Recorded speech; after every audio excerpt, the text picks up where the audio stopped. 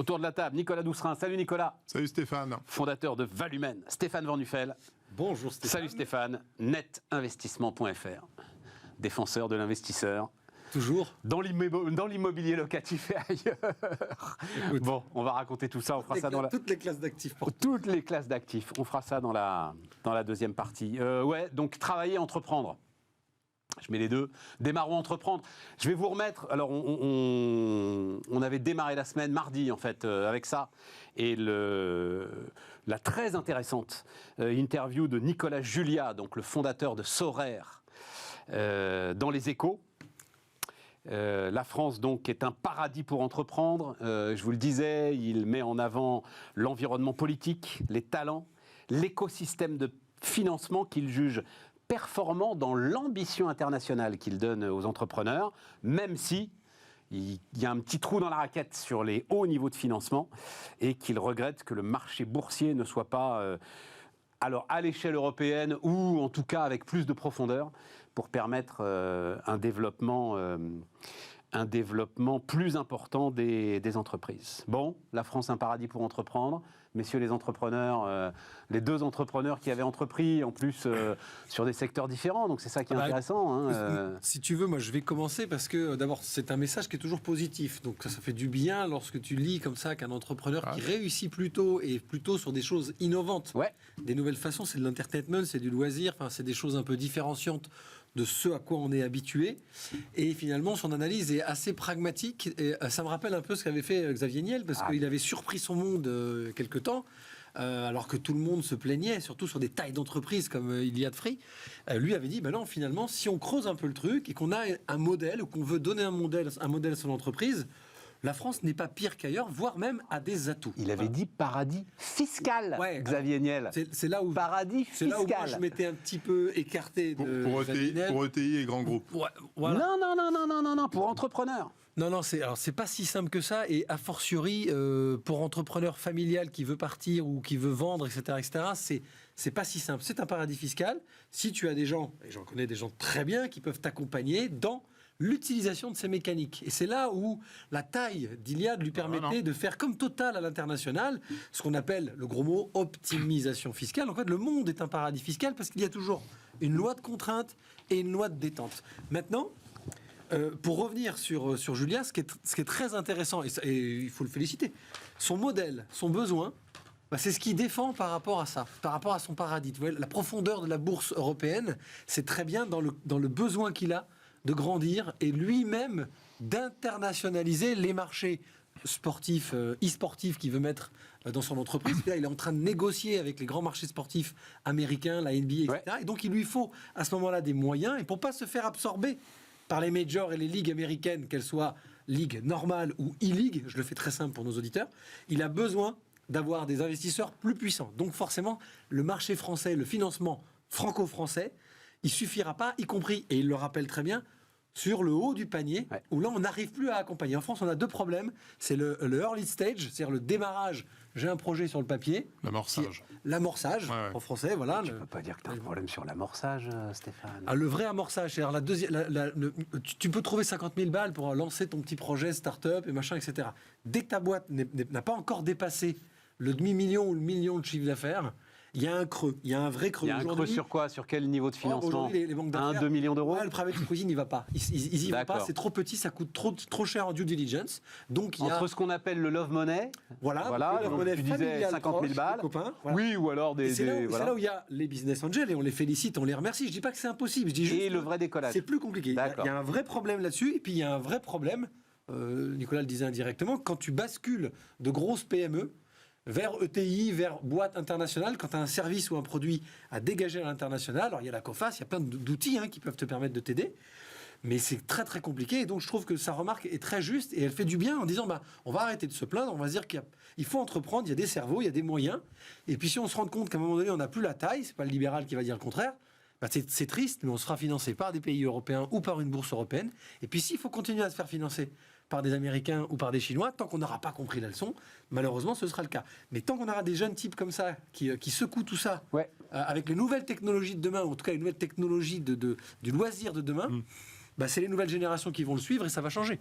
On va espérer. Je te donne la parole, Nicolas, mais je maintiens, parce que c'était devant moi qu'il le disait, que quand Xavier Niel parlait de paradis fiscal, il parlait de paradis fiscal pour les jeunes entrepreneurs. Et je peux d'autant plus te raconter la scène que j'étais tellement désarçonné, c'est-à-dire, tu sais très bien, le gars dit ça, tu sais très bien que tous les gens qui sont en train de t'écouter sont en train de tomber de leur chaise et d'hurler, mais comment il peut dire ça ? Et toi, tu te dis, c'est quand même Xavier Niel, quoi, il sait de quoi il parle. Et puis, tu n'as franchement pas les arguments, les outils pour aller le contester sur ce terrain-là. Donc, lui, il maintient. En gros, ce qu'il disait, c'était il y a 10 ans. Est-ce que c'est encore vrai ? Je t'écoute. C'était il y a 10 ans. Lui disait, en gros, en France, si ton business est valable, parce qu'effectivement, il n'y a sans doute pas de quoi financer des canards boiteux. Oui. Mais si ton business est valable, tu trouves tout l'argent dont tu as besoin. Ce n'est pas vrai qu'une entreprise valable et qu'une idée valable ne peut pas être financée en France. Voilà ce que disait Xavier Niel. Il y a 10 ans. Sur une partie en particulier, qui était le crédit impôt recherche, oui, il en parlait beaucoup. Pour moi, ce n'est pas un paradis fiscal, c'est une subvention. Évidemment, quand tu démarres avec un projet qui est viable dans la santé, dans la petite enfance... Enfin, c'était plus jeune entreprise. Non, mais alors ça me permet, ça me permet, puisque je l'ai reçu là. Donc, j'en parlais avec Nicolas avant qu'on démarre. On a fait l'interview Isabelle Bérébi, je me souviens plus de son prénom, pardon, Madame Bérébi. On a fait l'interview de celle qui donc a monté ce cabinet qui s'appelle Ether, qui va d'une certaine manière te donner raison, parce que qu'est-ce qu'ils font, Ether ? Eh ben, ils aident les entrepreneurs à aller chercher la subvention pour l'innovation. Voilà. Ça veut dire que c'est tellement complexe qu'il faut des gars pour t'aiguiller au sein de cette espèce d'incroyable zone industrielle. Non, mais on a le temps de toute façon. Est-ce que tu as vu déjà la complication pour un jeune ou un moins jeune ? Moi, je l'ai vécu avec quelqu'un dans mon environnement que j'aime beaucoup, qui est moins jeune, qui s'est lancé dans une activité d'auto-entreprise. C'est pas si simple. Demander l'aide d'exonération la première année parce que tu as un métier artistique, enfin, c'est pas simple, c'est pas si simple. Évidemment, si tu creuses, que tu scrolles sur le site de l'URSSAF, qui est finalement bien fait au final, et que tu as l'habitude, comme moi, d'aller fouiner à droite à gauche pour optimiser ceci, cela. Mais c'est vrai que tu vas y passer 2-3 heures. Voilà, on est d'accord. Quand tu n'es pas quelqu'un qui arrive du fiscal, du juridique, qui n'a pas fait une école de commerce comme nous, tu vois, évidemment, ça va être beaucoup plus compliqué. Donc, restons sur du positif. C'est hyper bien, on sait où sont les trous, tu as utilisé le mot, on sait où sont les trous, maintenant, essayons de trouver des solutions pour les combler. Nicolas. Oui. Alors moi, je partage. Je pense qu'entreprendre en France, aujourd'hui, on a une chance assez exceptionnelle. D'abord, sur le plan purement juridique, c'est très simple de créer une société. Moi, je le répète, j'ai créé Valumène sur mon site internet le 31 décembre au soir. Le 2 janvier, j'avais mon cabis. Ça fonctionne. Je ne dis pas que ça fonctionne partout, je dis que ça fonctionne. Le deuxième élément, c'est le financement. On a parfaitement raison. Je dirais qu'on a une petite lacune, c'est qu'on a beaucoup trop de financement. C'est-à-dire qu'aujourd'hui, quand on regarde un petit peu l'écosystème, il y a des aides du département, de la région. C'est ça. Il y a des fonds européens, il y a du crédit impôt recherche. Il y a, comme on parlait il y a 10 ans, quand tu mettais 50 000 euros, 40 000 euros de capital dans ton entreprise, tu pouvais déduire 25% de ce que tu mettais sur ton imposition sous réserve que tu gardes tes actions pendant 5 ans. Le problème, c'est qu'on a des dizaines de dispositifs. Vous pouvez réduire. C'était une réduction d'impôt. C'était une réduction d'impôt. Plus efficace. Réduction d'impôt. Direct. Ouais. Sur le net imposable. Sur le net imposable. Sur le net imposable. Tu le confirmes. Bon. Toujours le cas. C'est toujours le cas. Et tout ça pour dire que finalement, on a énormément de moyens. Le problème, c'est comment aller à la source et comment justement monter ces dossiers pour éviter après, ultérieurement, d'avoir des problèmes, des redressements, des contrôles, etc. Donc, ce qui va me permettre de donner son bon prénom, pardon Clarisse, Clarisse Bérébi, le cabinet Ether, il y en a d'autres. Alors, voilà. je salue Clarisse d'ailleurs parce qu'on peut pas lui reprocher ça. Moi, je suis limite choqué qu'on en soit quand même à créer des cabinets. C'est ce dont on a parlé. Ouais. Parce que le système est tellement complexe qu'on va utiliser une partie de l'argent public, qu'on va redonner indirectement d'ailleurs à des cabinets, parce qu'ils vont faire toute la démarche administrative, juridique, fiscale et autres, pour récupérer de la subvention. Exactement. Ça montre à quel point on est tombé en termes de complexité. Mais je reconnais une chose, on a un pays fantastique, vraiment fantastique. on a quand même globalement une qualité d'ingénieurs, de jeunes étudiants, d'écoles de commerce de très très bon niveau, avec encore des mathématiciens de très bon niveau. Je parle notamment pour la tech, qui est un sujet où les Américains d'ailleurs nous absorbent une grande partie de nos talents et de nos cerveaux sur ce sujet-là. On a la chance d'avoir du financement, on est au cœur de l'Europe, on a un écosystème qui est extrêmement favorable, et là-dessus, je suis suffisamment critique parfois sur le gouvernement, je reconnais une chose, c'est que la stabilité sur le plan fiscal qu'on a maintenant depuis 7-8 ans, qui a été de réduire l'impôt sur les sociétés, d'avoir une stabilité, donc de la visibilité pour un entrepreneur, on est dans un écosystème qui est extrêmement favorable, et je pense que créer en France, c'est une chance considérable aujourd'hui. Bon, bah voilà. De toute façon, créer est une chance considérable. Bien sûr. À quelque moment que ce soit. C'est vrai. quand même génial de pouvoir créer d'abord une entreprise et créer son propre emploi, et on en parlait la dernière fois, et créer des emplois futurs. Donc ça, c'est quand même hyper intéressant. Et après, le cadre fiscal, bon, on préférerait toujours qu'il soit meilleur. Après, c'est plus les aberrations qui sont compliquées. Bon, après, créer, c'est bien, mais c'est... Non, j'allais prendre une image inappropriée. Non, c'est après que ça se dégrade. Non, mais je suis intervenu auprès d'étudiants qui me demandaient après 10-15 ans quel est le truc les plus aberrants qu'on ait pu rencontrer en ayant créé du digital. Moi, j'ai un Ironman géant dans mes bureaux, donc forcément ils sont arrivés, ils se sont dit il est cool. Et le premier truc que je leur ai parlé, c'est les impôts de production. Alors ça, ils ramaient parce qu'ils avaient 22 ans. Et je leur ai expliqué ça, c'est complètement aberrant. C'est un impôt sur le chiffre d'affaires. C'est-à-dire que tu n'as pas encore gagné d'argent qu'on commence déjà à t'en prendre. Ouais. Et j'ai vu les 2-3 qui étaient plutôt caractère, tu vois, entreprise un peu... Et ils ont dit, ah oui, ça peut aller jusque-là. Et ils n'ont pas du tout conscience de ce qu'il y a dans la partie immergée. De l'iceberg. Tu crées une entreprise, le premier courrier que tu reçois en tant qu'entrepreneur, c'est l'URSSAF qui te dit, on va déjà commencer par vous prendre 2500 balles, et puis après, on va voir. Alors, tu remarques... Et même quand tu es auto-entrepreneur. Bah oui. Même la CFE qui vient te chercher quand tu es auto-entrepreneur. Alors dans ton garage. Deux éléments quand même. C'est qu'effectivement, c'est le premier courrier. Vous noterez quand même que dans ce fameux courrier maintenant, on explique quand même que l'URSSAF est à votre service et que vous avez un droit à l'erreur et à la deuxième chance. Je tire juste un petit, parce que c'est un petit sujet pour lequel on s'est battu politiquement après la sortie de mon bouquin, quand même, sur ce sujet, sur le droit à la deuxième chance. Donc je précise quand même, ça s'est quand même un petit peu amélioré. Non, le vrai sujet, par contre, auquel on est confronté aujourd'hui, c'est un problème de ressources humaines. C'est que l'une des faiblesses que l'on a encore, c'est que on a encore un code du travail, quand on embauche des salariés, qui est quand même, je trouve, particulièrement obsolète, lourd, extrêmement lourd. J'ai un contrat de travail, ça fait 8 pages, il y en a dans tous les sens. Mais ils sont un peu... Parce que alors j'ai eu le bonheur d'en signer quelques-uns, une trentaine. C'est des contrats types quand même maintenant qui sont assez faciles à... Oui, mais il y a tout le droit maintenant, le droit à la déconnexion, les horaires, même la complexité des CDI, des contrats de chantier. Ça dépend de la taille de ton entreprise. Ça dépend de la taille de l'entreprise. Ouais, moi, je suis rentré dans ce qu'on appelle un groupe. Ouais. Et alors là, l'harmonisation obligatoire, quelles que soient les classifications CSP, etc. Ah oui, ça devient lourd là. Il y a tout ça. Oui, mais tiens. Avec tous les lexiques qui vont avec, donc il ne faut plus envoyer un mail après 19h, il ne faut pas l'envoyer avant 8h. Alors maintenant, tu programmes tes mails. Moi, je programme mes mails pour pas qu'ils arrivent trop tôt le matin ou tard le soir. J'ai vu une nouveauté là-dessus. Nouveauté là-dessus, je ne sais pas si dans la signature... Pardon, je te redonne dans la signature d'un mail... J'envoie ce mail à l'heure qui me convient. Cela ne veut pas dire que vous vous sentiez obligé d'y répondre. D'y répondre, oui, bah voilà. Ouais. Je ne sais pas si c'est légal, mais j'ai trouvé ça malin. C'est exceptionnel. Vas-y, Nicolas.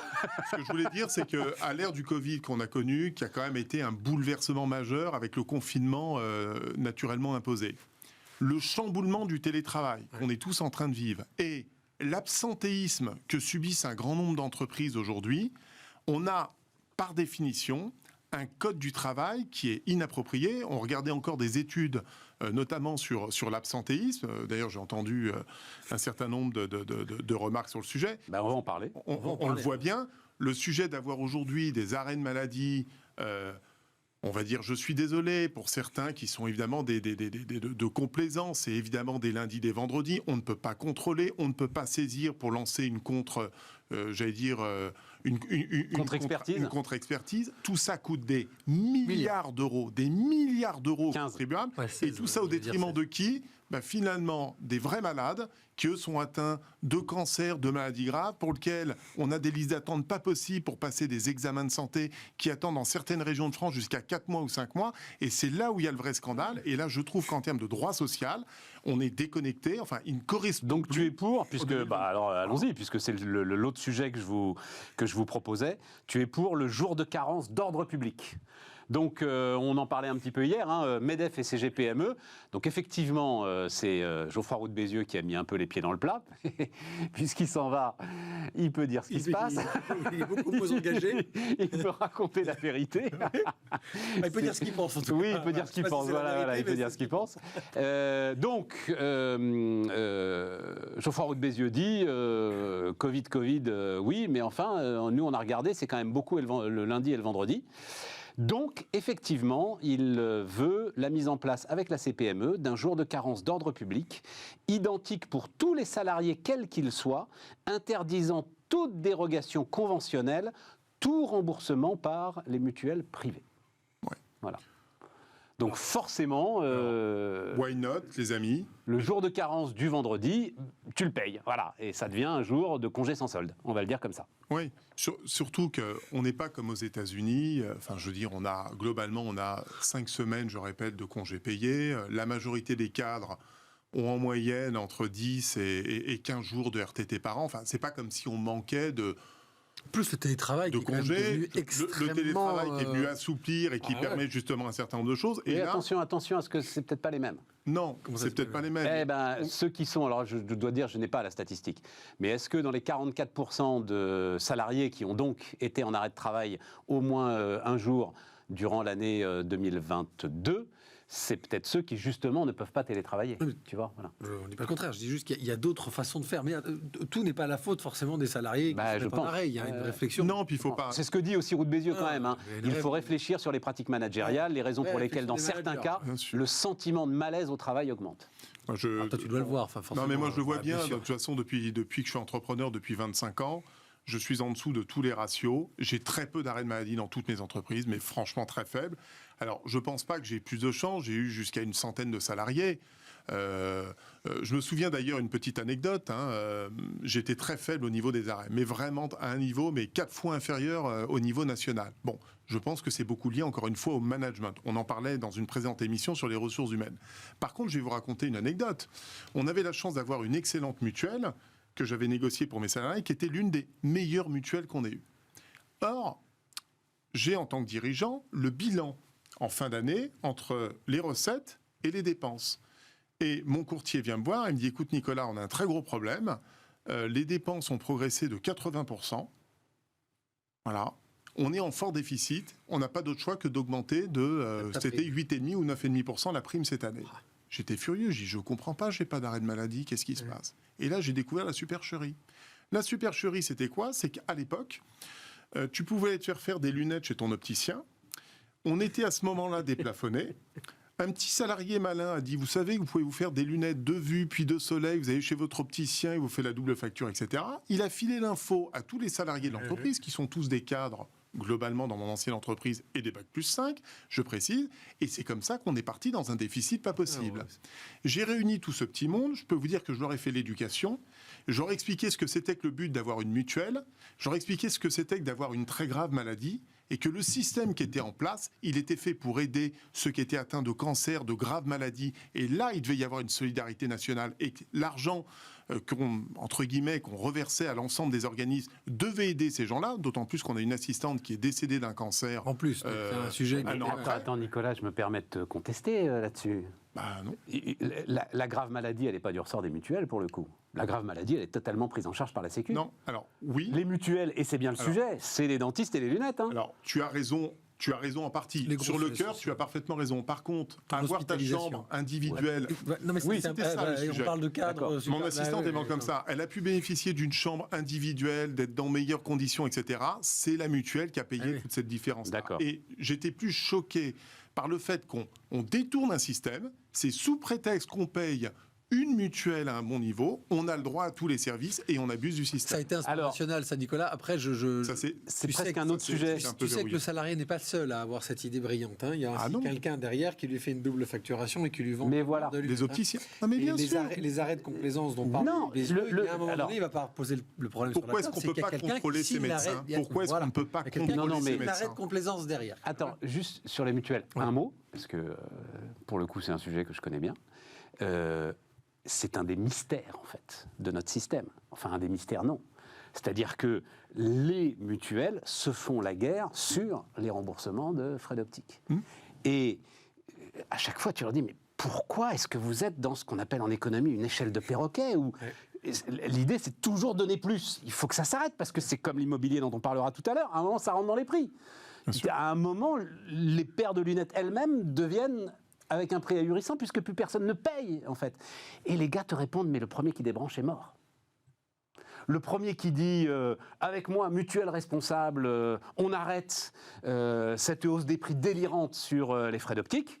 Et on a les frais d'optique parmi les plus chers d'Europe. Le mec, mais à cause de ça, à cause de ce que je t'explique, Ouais, bien ouais, sûr. mais- Mais le mec va disparaître du marché. Et puis Stéphane, c'est pas que Voilà. ça aussi. Enfin, tout est complexe dans l'immobilier, ce sera encore plus criant. Enfin, en l'occurrence, là, Sur je les t'assure que ce que je Sur viens les de te lunettes, dire est non, validé moi, par j'ai un cousin chirurgien ophtalmo, le petit frère, des a dirigeants des de magasins mutuelles. d'optique, et il t'explique aussi qu'en l'espace de 15 ans, les marques des lunettes demandées par les gens ne sont plus les mêmes. Mais oui, mais pourquoi Parce que c'est devenu un objet de luxe. Mais Les non, gens, parce ils veulent qu'ils aussi ne les avoir payent lunettes. Oui, pas. mais Stéphane, il n'y a pas que le fait qu'ils ne les payent pas, qu'ils se disent maintenant je veux Si, s'ils les du payaient... Boss, je veux du Chanel, je veux pour les lunettes Non. de vue. Oui, mais Hein s'ils les payaient, ils ne le demanderaient pas. La racine, c'est qu'ils ne les vrai. payent pas. Voilà. Indirectement, Et- il les paye au travers de sa mutuelle. Mais oui, mais il le ça, sait il pas. le sait pas. Mais Il ça, le c'est comme sait pas. tout. Oui, mais Et- c'est Il paye pas- pas son Et médecin non s'ils plus, les hein.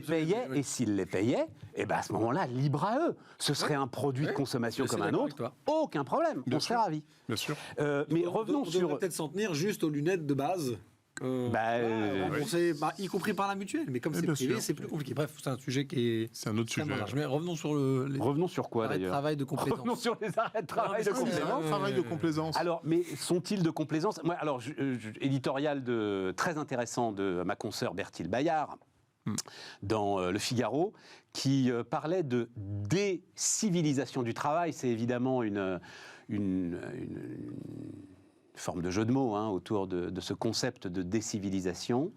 Et j'aime bien sa phrase, elle est un peu complexe, mais est-ce que ce qui se passe autour de ces arrêts de travail, de ce malaise qui visiblement monte, est le reflet de la réalité ou la traduction de la représentation du travail dans le discours ambiant? À force à longueur de journée pendant le sujet des retraites, de parler de souffrance au travail, et les gens qui d'ailleurs parlaient à la télé de souffrance au travail étaient quand même rarement des travailleurs, mais ils en parlaient beaucoup. Non, mais il faut bien dire ce qui est quand même. Voilà, tiens. Est-ce qu'on n'a pas mis ça dans la tête de tout le monde, quoi? Voilà. Bah si, sans doute un petit peu, parce que pas Alors, plus tard que beaucoup. ce matin, je prenais un petit déjeuner avec une entrepreneuse qui traversait des difficultés et qui me dit la chose suivante. Bon, je vais arrêter mon activité professionnelle parce que je m'en sors pas.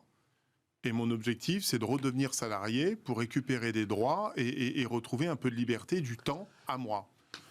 Je lui ai dit, écoute, je ne suis pas sûr que ce soit le bon raisonnement tout de suite, parce que tu n'as pas encore fait tout à fait le deuil d'arrêter ou pas, donc on a travaillé sur autre chose, mais je partage assez ce point de vue, c'est-à-dire que c'est toujours pareil. À force de dire que le travail, moi je me suis insurgé pareil sur les réseaux, sur le social, sous prétexte que le travail est une corvée, qu'on est malheureux, etc.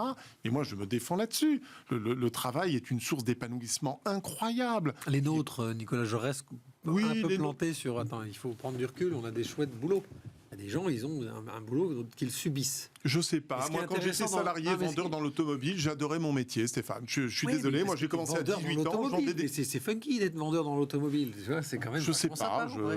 Moi, Si t'aimes ça. j'adorais mon Si t'aimes métier. les J'aimais gens. la vente. J'aimais le contact des gens. J'ai découvert des gens qui sont Nicolas, devenus des amis, des mecs, relations. les mecs sur les voilà. marchés, qui se lèvent hyper tôt, qui bossent comme des chiens, la grande majorité vont te dire qu'ils adorent leur boulot. C'est pas eux qui vont parler. Mais de regarde, souffrance au Emmanuel travail. Macron, il adore son boulot. Bah lui, évidemment, parce qu'il a recommencé, il a remis une couche, tu vois, donc c'est qu'il a insisté. Ce qui est hyper intéressant dans l'article sur la décivilisation, c'est qu'elle parle bien d'un mouvement là qui s'est fait, alors c'est de la rhétorique, le métier, le travail était une contrainte, c'est devenu une souffrance. Et là, c'est fondamental. Pour moi, je me suis dit, alors attends, prise de recul de manager, contrainte, oui, pour tous les trucs, les boulots pas drôles, tu as des boulots alimentaires. Quand c'est alimentaire, très difficile de trouver quand tu fais logisticien, quand tu fais les 3-8 chez PSA, des boulons. On t'aime les voitures, mais c'est moins sympa que de changer les roues de Lewis Hamilton sur un circuit. C'est le même métier, mais il est moins sympa. Là, ça, c'était de la contrainte pour moi, c'est de l'alimentaire. Là, on sent de la souffrance. Et je disais, le groupe qui nous a racheté, je discutais un peu avec les services RH sur le télétravail, l'aménagement, etc. Et en fait, il y a un vrai gros mouvement de ça. Y compris toi dans le service financier, etc. Enfin, tous les postes, on ça n'est pas middle office où là c'est des métiers pas forcément très funky, jusqu'à des cadres commerciaux très bien payés, mais qui prennent le TGV 3 fois par semaine, qui vont dormir à l'hôtel, etc. Et en fait, il y a, ce que tu disais Stéphane, une ambiance. Tu vois, où finalement, on s'interroge tous sur le sens finalement du travail. Et c'est peut-être ça qui est intéressant à revoir. Tu vois, et c'est peut-être pour ça que le télétravail a eu une telle importance. Et on est en train de se rendre compte, ça fait pchit, mais parce que les gens se sont dit, tiens, c'est une nouvelle façon peut-être de travailler en donnant du sens au temps que je donne au travail par rapport à ma vie privée. Je peux, moi, par contre, confirmer un mot et il faut qu'on marque une Je chose. confirme un point qui est par rapport à l'article. Elle indique d'ailleurs dans son article qu'il y a de plus en plus d'indépendants, ce qu'on appelle de freelancing. Et c'est vrai que moi, au niveau de mon activité de management de transition, l'un des premiers critères sur les primo-accédants, je ne parle pas des managers de transition aguerris qui font ça depuis 8 ans, c'est le fait d'avoir cette liberté de mener des missions, de stopper, de s'arrêter 3 mois, puis de pouvoir reprendre. Et ça, c'est vrai, je le ressens sur les primo-accédants, c'est l'un des premiers critères qu'ils évoquent, c'est de pouvoir faire ça. Bon, à l'arrivée, je voulais quand même parce que à l'arrivée, c'est quand même une productivité qui recule. Et je voulais juste quand même remettre la petite image. Bah si. Ça va faire mal. Eh oui, c'est l'image qui fait mal, mais que nous avait apporté Étienne Vasmer. Je ne sais pas si vous vous souvenez. Alors, allez écouter son interview sur le déclin. Il faut bien parler d'une forme de déclin de notre production. On est aujourd'hui complètement décroché, notamment par rapport aux États-Unis. Bon, l'ensemble de cette... et la Suisse. Et la Suisse, l'ensemble de cette discussion, de ces discours, de ces sujets. Le PIB, vont pas nous permettre de faire remonter. Le PIB, c'est du volume. C'est par tête. Le PIB par habitant, c'est du volume. Il faut faire attention. C'est un calcul de richesse brute sur le nombre d'habitants. Donc ça fait. Mais Stéphane, c'est toujours Alors, tu vas aller. Le moindre loyer à Genève est à 3800 balles. Donc, tu as l'air plus riche quand tu es suisse. Mais... Stéphane, c'est tout le problème. Tu vas aller écouter cette interview d'Étienne Vasmer, où quand tu vois cette courbe, je suis désolé si vous nous écoutez en podcast, je ne peux pas vous la décrire. Quand tu vois cette courbe, tu demandes à Étienne, donc économiste, tu demandes à Étienne, mais pourquoi on n'en parle pas plus ? Et Étienne te dit, parce que justement, on vit en parité de pouvoir d'achat. Et donc, finalement, ce déclin, quand tu restes en France, tu le vis pas ? Non. C'est ça. Simplement, c'est ta puissance qui est en train, petit à petit, de baisser, de s'étioler. C'est ton épargne qui perd de sa valeur. Et c'est le début de notre discussion. C'est des entrepreneurs qui, en fait, ont d'une certaine manière de plus en plus de mal à se financer quand il faut qu'ils se comparent avec ceux qui ne sont pas en parité de pouvoir d'achat avec toi. Voilà. Non, c'est un pur sujet, mais un sujet masqué. Justement. Tu te dois d'être méfiant sur le PIB par habitant, parce que le PIB par habitant le plus élevé est aux États-Unis. Et si tu te balades un peu aux États-Unis, c'est pas du tout une sensation que tu as. Non, mais la richesse produite par le pays, elle est incontestable. C'est ce que je te dis, mais c'est brut. Voilà, l'important, c'est quand même d'avoir une notion du ruissellement réel. Oui, mais il est incontestable qu'il y a 20 ans, nous produisions autant de richesses que les Américains. Et il est incontestable qu'aujourd'hui, ils en produisent 80% de plus. 80% de plus. C'est pas à l'épaisseur du trait, tu comprends ? Je veux dire, si tu prends le top 10 des entreprises de toute façon qui créent des marges, c'est pas l'épaisseur du trait. La moitié est américaine. On marque une pause.